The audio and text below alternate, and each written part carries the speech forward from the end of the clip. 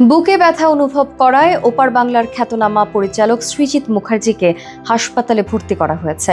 18 April রাত 12:30টার দিকে কলকাতার একটি বেসরকারি হাসপাতালে তাকে ভর্তি করা হয়। পরিবারের সূত্রে জানা গেছে, হঠাৎ শ্বাসকষ্ট ও বুকে হালকা ব্যথা অনুভব করেন সৃজিত। তাৎক্ষণিকভাবে তাকে হাসপাতালে নেওয়া হয় এবং রাতেই কিছু প্রাথমিক পরীক্ষা নিরীক্ষা করা হয়। 19 এপ্রিল টেস্টের রিপোর্ট পাওয়ার পর চিকিৎসকরা পরবর্তী পদক্ষেপ নেবেন। রিপোর্ট স্বাভাবিক এলে তাকে হাসপাতাল থেকে ছেড়ে দেয়া হতে পারে। হাসপাতাল সূত্রে জানা গেছে, বর্তমানে সৃজিতের শারীরিক অবস্থা স্থিতিশীল। আগামী জুন মাস থেকে তার নতুন ছবি লহ গৌরাঙ্গের নাম রে এর শুটিং শুরু হওয়ার কথা রয়েছে। এছাড়া একটি নতুন নাটকের মহড়াও শুরুর পরিকল্পনা ছিল।